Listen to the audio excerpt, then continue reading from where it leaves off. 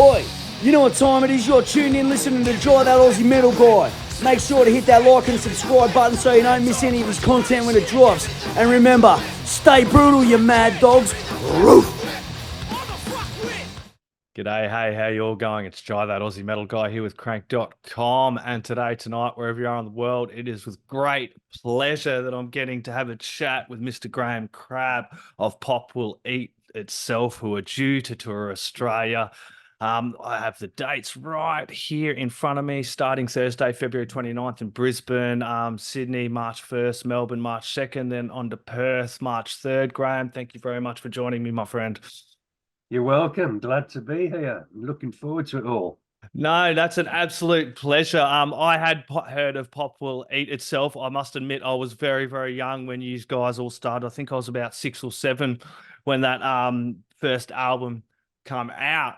But I do remember hearing you guys, and then kind of as we've come into now and having the chance to interview you, it gave me a chance to kind of dive back into your collection and some of the greatest hits and these albums, and kind of rediscover the band, but really discover you guys as well. What's it been like getting this tour together? It's probably fairly easy for us because we're doing the greatest hits. So that these are tunes that we play probably most of the times that we play. They're the bangers that the fans want to hear. So they're, we can do them with our eyes shut and just enjoy the moment. So yeah, it's nice for us. It's very nice for you. So it's been good watching the footage as well over there on YouTube. But what was it like beginning the band way back then? Because you have this unique style, and kind of in your own words, I'm going to paraphrase here. It's kind of electronic punk, alternative hip hop hybrid music for fucking fighting and smoking cigars, which I think describes it bloody perfectly. Yeah, it's I suppose we have an edge. We like an energy. We like a catchiness. We like brutality. It's kind of all those things that get you excited and on edge, and that's all those things get mashed into a 3, 4, 5 minute piece of audio. We don't really have any preconceptions about what we're doing when we write a song. It's just go with the flow, whatever works, whatever feels exciting. Yeah, so that's kind of the way it goes. What kind of motivated you and influenced you and inspired you in the early days? Because I dare say it's a hell of a lot different than now, yeah? Yeah, I mean, when we first got together, we kind of shared a love of punk, really. A lot of punk bands, fast tunes, loud guitars, the shoutiness, the energy. That was kind of the vibe that brought us all together. And then along the journey, we kind of there were certain sort of landmarks that had a profound effect on us. Kind of as hip hop emerged, as acid house and rave culture came through, we were absorbing all these influences that we found exciting, and to us, we just wanted to absorb all of those vibes and for it to show in what we were producing. Yeah, and he's kind of really pioneered this unique sound that kind of come out of that area and that time, and he's kind of even give it a name as well, the Grebo sound as well. So tell us a little bit about kind of that. Did you know you were onto something, or you were just doing kind of what felt right for you? Yeah, we had no idea. I think we thought we were committing commercial suicide at the time. It's because came out. I think everyone expected it, judging by the singles, to be a kind of punk pop album. And when it came out, it was all full of electronics and samples, and people were like, "WTF? What's going on here?" So no, we had no idea that was was going to work for us. It was just we followed our gut instincts of what we found exciting and what we wanted the band to be, and we didn't really have any commercial nous. We left that to the the label and the people around us. For us, it was just about the excitement and the vibe of the music. Yeah, you could definitely feel that going back and watching the film clips as well. It was a different bloody time then. It must have felt like, compared to now, we're making these albums and looking back on that. But like I'm looking at these film clips and listening to these tracks, and you can hear that punk and that hip hop, that I have to say something, that kind of political vibe to it. And a lot of these tracks can kind of really have impact today, as much impact in society today as they kind of did then. Yeah, I mean that's not something you think about. No. It's all kind of in the moment. I mean, if tracks still have an impact 20 years on or 30 years on or whatever, then that's fantastic. But it's not really anything you can plan for. I think if you plan for that, you're probably setting yourself up to fail. Yeah. It's just nice that people say that. Yeah, definitely. And you did kind of go on a little bit of a hiatus. The band did kind of disband back in 1996 and kind of come back around 2005. What was that like, kind of bringing the band back together? Like, that's like 17 years ago now. Yeah, I mean, it got to a point where it's probably the same with most bands. It just got really intense, and we were on the the hamster going round the wheel, and it just got a bit much, and we kind of stepped off, and kind of regret that now. Wish we'd have kind of kept it going, because that's where I think bands get more success when they keep going. Well, we just needed that break, and then after a while, it just felt that something was missing in life, and for me, I just knew I had to get back to Pop Will Eat itself. It's a massive passion of mine, and it had, I wanted it to be back in my life, and luckily it is. It definitely is. And you've had some amazing memories over your career and still making more and more every bloody year as well. Looking back now, what are some of the best memories for you with Pop Will Eat itself? Let me think. We did a massive tour with Nine Inch Nails in the US. I mean, they were a huge band. So these were like, basketball stadiums to about 20,000 people, I mean, that was huge. Festivals often are a highlight. They stick in your mind because it's such a big day and there's so much to absorb and take in.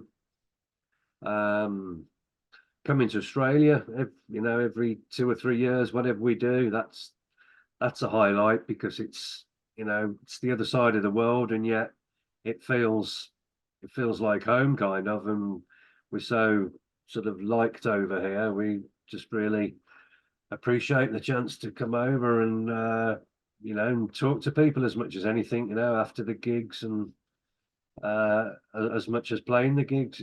It's all great. Well, bands like yourself and who are you touring with, Jesus Jones, and that kind of sound coming out of the UK was really big here through the late 80s and 90s. I remember hearing a lot of stuff like your music my mum would be playing as well now, and it kind of really impacted a lot of who I am today. Yeah, again, it's nothing that you plan, and us, Jesus Jones, EMF, I think got kind of bracketed together as we were kind of rock bands using technology. So yeah, we haven't played with Jesus Jones before, so which is a surprise because we know the guys. So it will be great us getting together, but we haven't played together before. So it'll be fun. It's going to be a really great tour as well. What's it like playing these shows and having the Poppies come up to you, you know what I mean? The older fans, but also the coming in with their kids or even the younger fans, you know, discovering your music for the first time. That must be quite a buzz for you, kind of seeing the different generations now coming through to these shows. Yeah, it's really flattering. Yeah, I mean, we are of that kind of age now where it is, people are coming up to us and talking about their parents and they played the records or had the t-shirt and that was their introduction to the band. Um, so yeah, you're just thinking, okay, you have children, and then we've got another wave of fan. So yeah.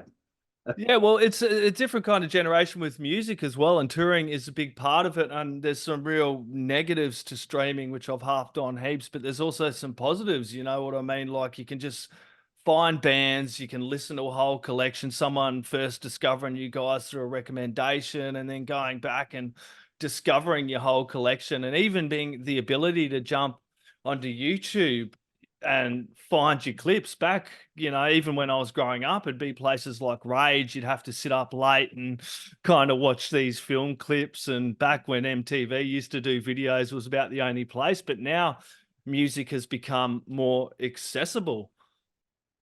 Yeah, it's kind of a two-edged sword, really, Yes. because it's opened everything up to every band, and yeah, you can access whatever you want to access as a fan. The problem is, you're trying to find when you're a band, you're a needle in a haystack now, and the chances of people finding you, even though you're more able to be found, are so much harder because everybody is easier to be found. So it's yeah, it's a difficult one. It's opened everything up, but it's also made things harder to discover. Oh, exactly. It's kind of cutting through that white noise because anybody these days can kind of sit, like I was talking to Tim King from Soil, and he's saying anyone can kind of sit in, make music and put it out there. And you know what I mean? You got to cut through this kind of white noise and find the really good stuff as well. And sometimes we're just overloaded with it all. Yeah, you might know the fact. Somebody sent it to me the other day, and I've forgotten it. They were telling me how many new songs are added to Spotify each day. Yeah. No? And I don't know if it makes it any easier or harder as well, because everyone's putting the music on there, but then platforms like Spotify are taking more and more advantage of artists as well. You got to, and not getting paid as much, and then it becomes heavily reliant on bands to have this touring schedule as well, and relying more on merch. And then you got venues taking out bloody merch cuts. Like the record labels don't have as much of a hold, but then you've got all these other factors kind of influencing a band going forward that people don't realize as well how important it is to get to these tours for bands. Go buy some merch and buy the albums. Yeah, it's great to stream them wherever you want, but buying the album, buying the records, going to the tours is really one of the one sure ways that you are of supporting bands. That's right. Yeah, I mean, yeah, you make nothing really from the actual music. I mean, you used to get the physical sales, but uh, physical sales are such a small proportion now. Yeah, I mean, if you can buy physical, do that. But yeah, the t-shirts and going to gigs, that's really how bands survive. So yeah, I think it was 3,000 tracks a day get added to Oh, Spotify, wow. something like that. It's mental. It's mental. It's hard for people like me, even in the music media scene, to keep up with it. Like Yeah. it's a PR and the emails, and then like you said, all the music that's coming through. Let alone the average listener who's just sitting at home taking it all in. You know what I mean? I'm struggling. Yeah, yeah. No, it's a minefield. Yes, it's definitely a crazy time. And you did have a couple of recent singles back in 2022, the Chihuahua and the Poppy Strike Back, which is really quite Perfect track. Is that like motivate you guys? You got some new music on the future? Is that kind of what you're planning? Because those were some bloody cool tracks to come back with. Yeah, so we were just going to release tracks kind of single by single as we wrote them, but then we kind of found they stockpiled up and we had an enormous amount of tracks. And so we thought, well, really, it's time to do an album, isn't it? So, I mean, there was kind of 40, 50 ideas there. So we're whittling them down to, the best 12, 15, whatever. So that's the process we're in at the minute. Tracks are written.